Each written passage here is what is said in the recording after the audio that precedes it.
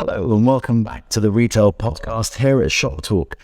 We're very privileged. We're here with one of the Shop Talk speakers. Emma is the CEO, co-founder of Lyst. Why don't you tell us, maybe start off with what Lyst is, what you guys are focused on, and then maybe what you're talking about. Yeah, okay. So Lyst is a global fashion shopping platform. So app, website, we connect 200 million shoppers with pretty much all of the world's leading fashion retailers and brands. So everything from your European luxury mono brands to your boutiques, your mass brands, your multi-brand retailers. So we have everything. We have 9 million SKUs. And we don't hold the inventory ourselves because we're a platform. So it's data and technology sort of drives the business. So we are very good at connecting customers with those partners.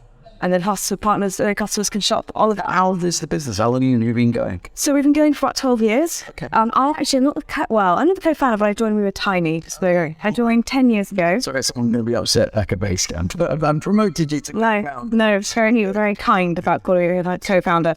But I joined 10 years ago. Okay. So we're a 10th company, but my first year as a CEO. So I worked very closely with the founder and former CEO, and then we transitioned to my taking over.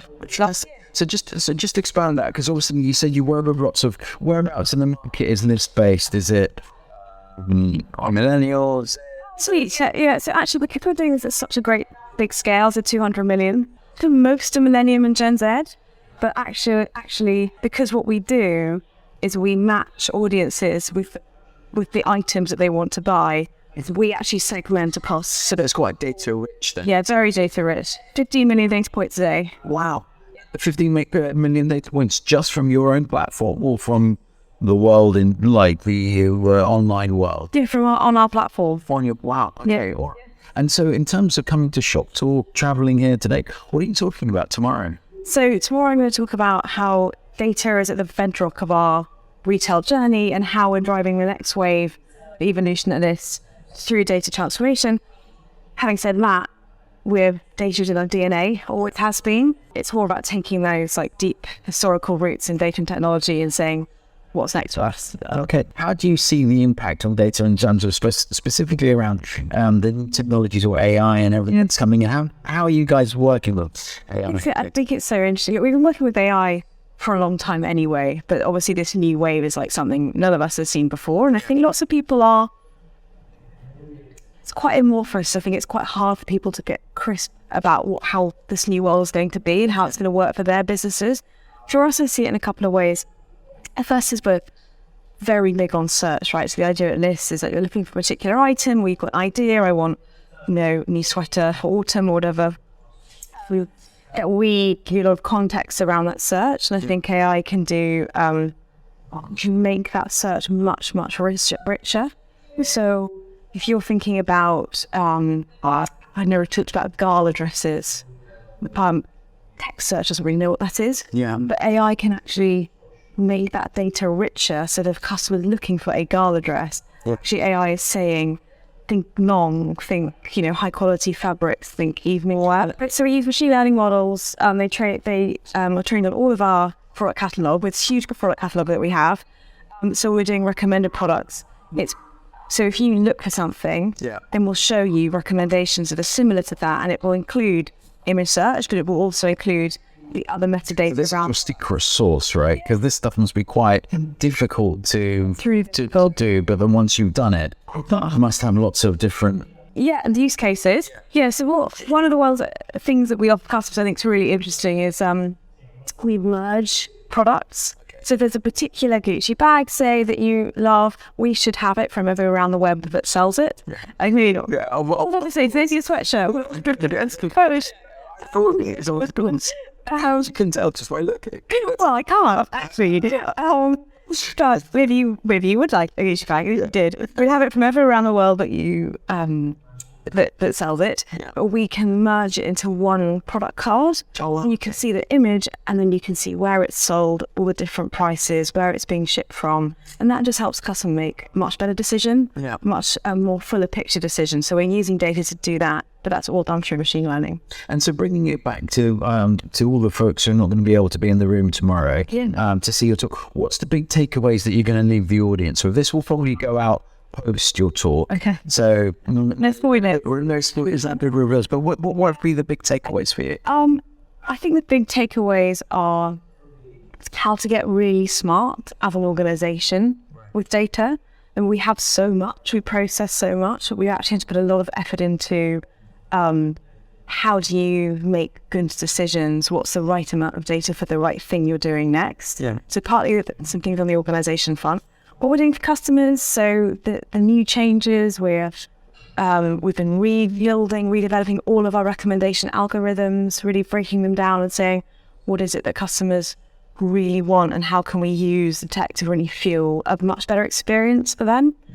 And then on our partner side, because we partner with all of these amazing fashion brands and retailers, we already provide them with lots of rich insights to help them grow their businesses. Mm-hmm. And next level for that. So, an example might be, I'm a high-end shoe retailer and I want to grow in the US, and then we can look and say, you know what, we think you should be doing better for that category in this city. Got you. So obviously here's a geography type based. Yeah, geography, exactly. And how we've been using for all of that segmentation, which are incredible, that a team of data scientists have built an amazing platform for segmentation. That should power all of the things so that we basically just want to get much better at matching shoppers with the right items, helping them to make better choices, and then helping the partners to just find better audiences for them. As a female leader within retail and technology, I'm always looking for, what lessons, how you've got here, what can we teach the sort of future and upcoming Emmas in the world, and the challenges.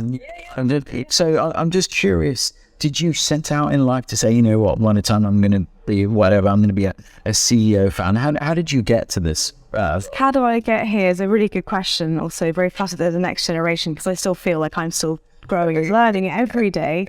I was actually a lawyer before I did this. I definitely wanted to work in business, and I have a passion for the category. But I think the biggest thing for me is are you learning, and are there people around you who can help you learn? Yeah. And in my journey at Lyst, from very, very small startup to much later stage business that it is now, I've done so many new things. I feel like I've had in the 10 years, I've maybe had 6 or 7 different jobs. Yeah. And part of that is saying, if you really care about what you're doing and you've got, you're prepared to work hard and you're prepared to work with other people, you can learn to do a lot of things. Not data science, haven't been able to do that, but I've worn all sorts of hats, and I've learned things that I never thought I could do. And I was a lawyer, I didn't have a finance background, but I've, really developed those skills by diving in and doing it, and then getting really good support and people around. How much of that, if I was just going to be how much of that was affected by the fact of being a girl?